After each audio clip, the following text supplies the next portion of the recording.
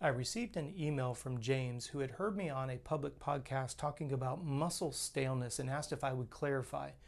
James, thanks so much for sending the email question in. What we're looking at when we're talking about muscle staleness is the body has an incredible ability to adapt.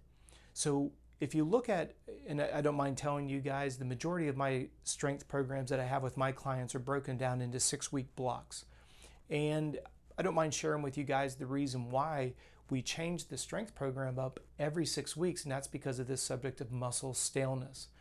The first couple weeks, this is what we call muscle confusion. The muscle's doing something for the first time. Now, before I go any further, a bicep curl is a bicep curl, right? Where it changes is, where do you put the bicep curl in the context of the workout? If you talk to any of my clients, you'll notice that we do everything in a multitude of directional planes.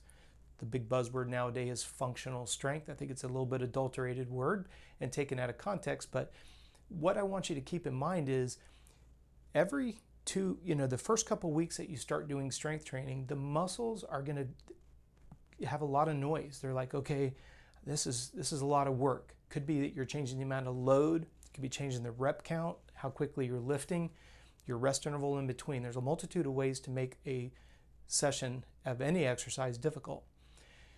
When we're looking at a 6-week block, the first couple weeks creates a lot of confusion, muscular noise. Then what happens over the next 2 to 3 weeks is the muscles will start to acclimate, adapt, and get stronger, especially if you're doing a good job with your food and your sleep. Then at the end of that 6-week block, you've got to pump the brakes a little bit and reduce the load on the tissue. Now, when we do that, we need to make sure that we're not misunderstanding the purpose of a block. A 6-week block is designed to break down, strengthen, allow it to recover, and then catapult to the next level of output. So I just wanted to clarify, it's when we're looking at muscle staleness, if you just do the same thing for 8-10 weeks at a time, 8-10 months at a time, the muscle becomes stale. And I will challenge you on this. Next time that you're in a training block, go up on weight and then go back down on weight. You go, Rob, that's kind of an obvious statement, right? I'm not saying across the board. I'm saying just choose an exercise that you've struggled with. I'll give you a testimonial here.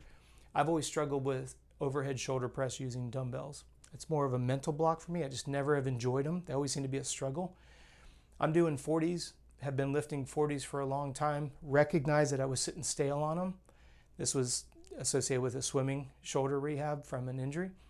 And then I went up to 45s and I was thinking, gosh, the 45 is going to be that much harder.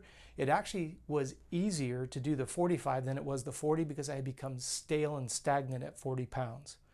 Just using that as a testimonial and an example that I went through, I'm challenging you. Don't worry about the amount of weight I mentioned.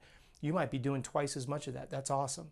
I'm just saying, bump it up by a couple pounds and shock the tissue, and you may find that the range of motion is not as difficult as you think it's going to be because the muscle has become stale. So just wanted to share that with you. I appreciate you guys listening to my podcast and watching these videos. If I happen to stir up a question, or maybe you've got a frustration that's not even relevant to this video, please feel free to leave me a direct message below, or feel free to send me and my team an email. You can do that at contact@coachrobb.com. I really appreciate you guys watching these videos, and we'll see you again soon.